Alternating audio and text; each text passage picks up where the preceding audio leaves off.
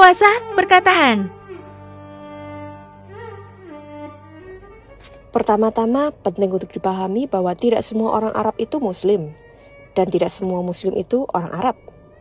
Mayoritas orang-orang Arab memang Muslim, tetapi ada banyak orang Arab yang bukan Muslim.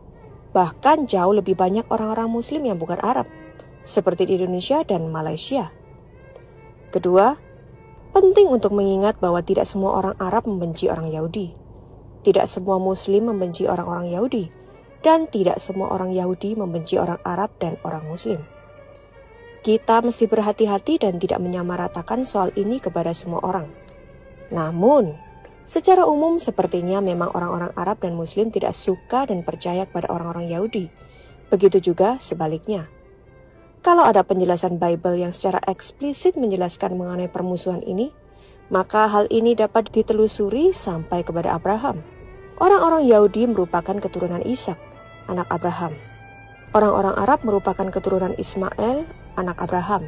Karena Ismail anak dari hamba perempuan dan Ishak adalah anak perjanjian yang akan mewaris janji-janji kepada Abraham, jelaslah akan ada permusuhan di antara kedua anak tersebut.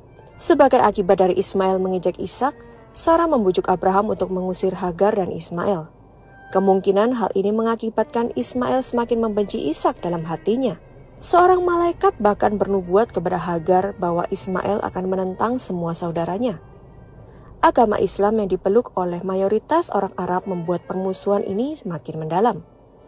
Di dalam Al-Quran mengandung instruksi yang bertentangan mengenai orang-orang Yahudi. Di satu pihak, Muslim diminta memperlakukan orang-orang Yahudi sebagai saudara, tetapi di sisi lain juga diperintahkan untuk menyerang orang-orang Yahudi yang menolak untuk memeluk Islam. Al-Quran juga menambah konflik mengenai siapa sebenarnya anak perjanjian. Bible menyatakan bahwa anak perjanjian adalah Ishak, sementara Al-Quran mengatakan Ismail. Al-Quran mengatakan bahwa Ismail lah yang hampir dipersembahkan kepada Allah, bukan Ishak. Perdebatan mengenai siapa sebenarnya anak perjanjian menjadi salah satu kontribusi terhadap kekerasan pada zaman ini. Namun akar kepahitan antara Ishak dan Ismail ini sepertinya bukan sumber kebencian antara orang-orang Yahudi dan Arab pada zaman ini. Kenyataannya, selama ribuan tahun sejarah Timur Tengah, orang-orang Yahudi dan Arab hidup bersama dalam kedamaian dan ketidakpedulian terhadap satu dengan yang lain. Penyebab utama dari kebencian ini berasal dari zaman modern. Setelah Perang Dunia Kedua, PBB memberikan sebagian dari tanah Israel kepada orang-orang Yahudi.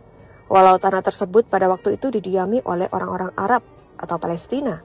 Kebanyakan orang Arab protes keras terhadap didudukinya tanah itu oleh